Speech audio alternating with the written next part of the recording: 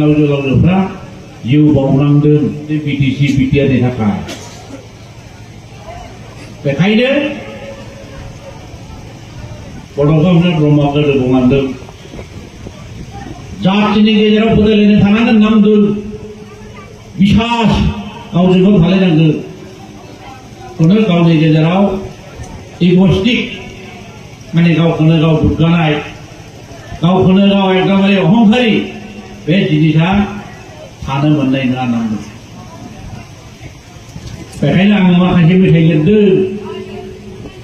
बड'फा उपेन्द्र ब्रह्मनि जेनाखि बड'फानि मेथाइ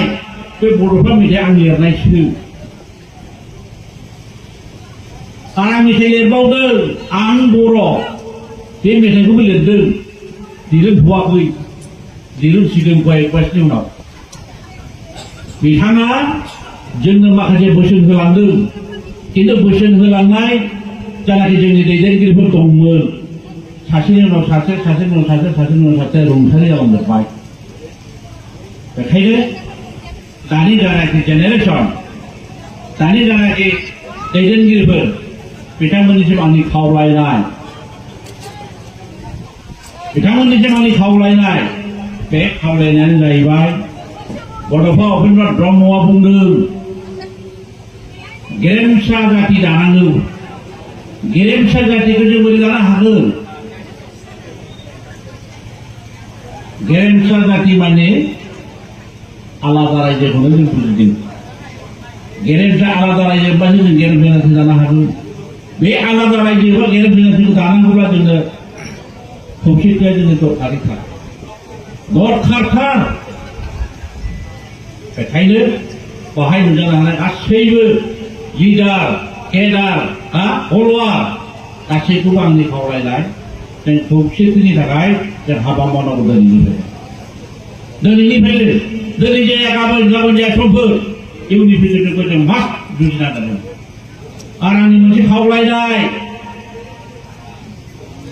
लाजियानो मबाइलखौ खेंब्लानो नाम मख'रायो लिडारफोरखौ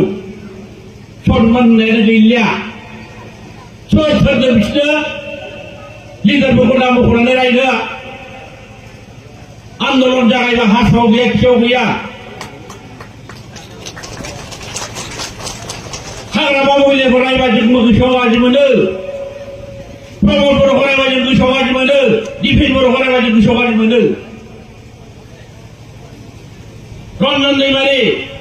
बेखौ रायबा जों गोसोआव दुखु मोनो गबिन्द बसुमतारी फेरेंगा बिसोरखौ रायबा जों गोसोआव दुखु मोनो बिसोरबो साफा गोजा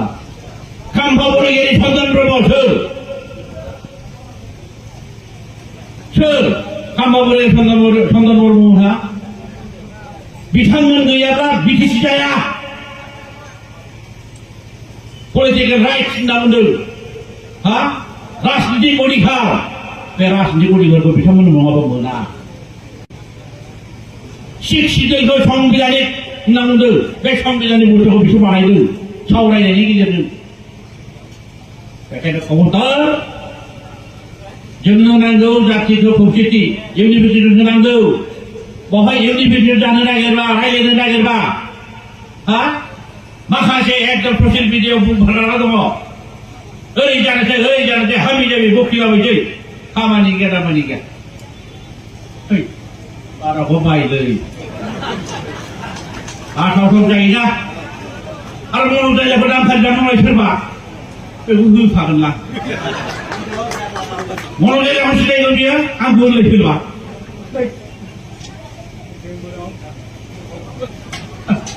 लागायखानांगोनसो बाराखौ बाबाय आङो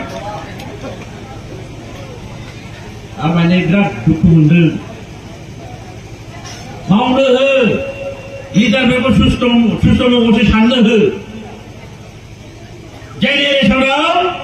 केप्टेनसि जानो हानाय लिडारशिप जानो हानाय जों प्रडाक्सन खालामनांगौ सम जादों जोंहा जेनेरेसनखौ प्रडाक्ट खालामनो थाखाय केप्टेनसि लिडारशिप लानो हानाय जेनेरेसनखौ प्रडाक्ट खालामनो थाखाय समसो जादों बुजिनो रोंगोना रोङाखैफोरलाय साननायफोरनो गासिबो एकदमबारे डिस्ट्राक्टिभ कनस्ट्राक्टिभ गैया बबे आदर्शखौ लानानै बबे पलिसिखौ लानानै बिगाब बिगाब दाम खारि खारि रायनो हादों सोर होदों अधिकारखौ एसे बयबो सोंखारिनाया मोजांलै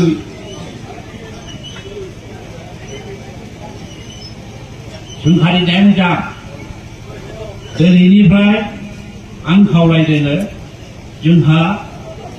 जातिखौ दालांनांगौनि खोथा दं जातिखौ सारा इन्डिया सारा पृथिबीयाव बर' जाति हिसाबै गायसनलांनांगौ दं जोङो आगानसे आगानै अलरेडि जों गायसननो हाबाय राजनितिक अधिकारखौ जों मोननो हाबाय आरो बेया थोआ बेजों साफिसियेन्ट नङा बेखायनो एकदम जोंनि बड'फा उपेन्द्र ब्रह्मआ जानाखि बुंलांनाय जातिखौ गायसनथारनाय बे गायसननांगौआ जोंहा दाबो हाबाफारिया जाबाय बेखायनो जोंनो खौसेथिया दरखारिथार बेखायनो दिनैनिफ्रायनो आं आसा खालामदों बयबो जाहाथे इउनिभार्सिटिनि थाखाय खौसेथिनि थाखाय बयबो जाय जेरै हागौ ओरै खामानि मावलांगोन बिथां जोंनि आदा माने बिर खेलागानि दिनै रुंसारि सानाव जानाखि नुजाफैनायनि बिथांनि मांगोथायावनो जों जाहाथे समाय लालायनानै जों जातिनि खौसेथिनि थाखाय जातिनि उन्नतिनि थाखाय जयैनो खामानि मावलांनो हायो गोसोजों जाहाथे बयबो समायखिरा लालाङो बेखौ आं खावलायनानै दिनैहाय नुजानो हानाय गासैबो दैदेनगिरि नुजानो हानाय जोंनि कर्मिफोर रायजो राजा आइ आफादगिरिफोरनि सायाव आंनि अननाय आरो मोजां मोननायखौ जासिनानै आंनि फंनैसो बुंनायखौ आं बेखिनियाव फोजोबबाय थेंक इउ